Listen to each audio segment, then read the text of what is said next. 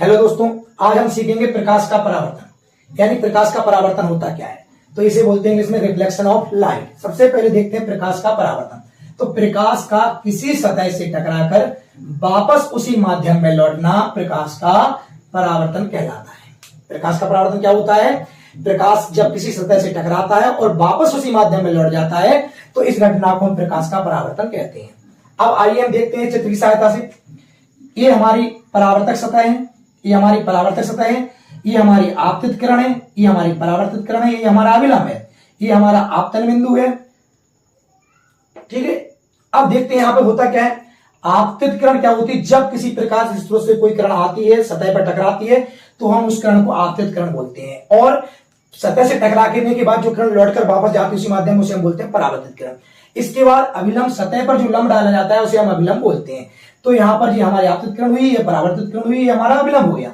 और ये हमारी परावर्तित सतह है। जहां पर आपतित किरण, परावर्तित किरण और अभिलंब सतह को टकराती हैं, उस बिंदु को हम आपतन बिंदु बोलते हैं। अब हम देखते हैं आपतन कोण। आपतन कोण क्या होता है? तो आपतन कोण जो होता है, आपतित किरण और अभिलंब के बीच में जो कोण बनता है उसे हम आपतन कोण बोलते हैं और इसे आई से डिनोट करते हैं। इसी प्रकार परावर्तन कोण क्या होता है? तो परावर्तित किरण और अभिलंब के बीच में जो कोण बनता है उसे हम परावर्तन कोण कहते हैं, इसे हम आर से डिनोट करते हैं। अब आइए यहां पे हम समझते हैं परावर्तन के नियम। तो परावर्तन के दो नियम होते हैं। पहला नियम है कि आपतन कोण का मान सदैव परावर्तन कोण के बराबर होता है। पहला नियम क्या कहता है कि आपतन कोण का मान सदैव किसके बराबर होता है?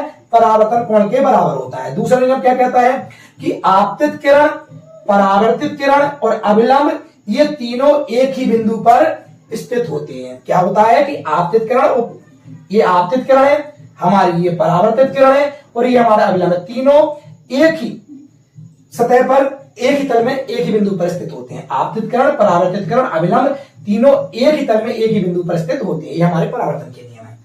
अगर वीडियो आप लोगों को अच्छी लगी हो तो इसे लाइक और शेयर कीजिए, जिससे अधिक से अधिक बच्चे इसका लाभ उठा सकें। धन्यवाद।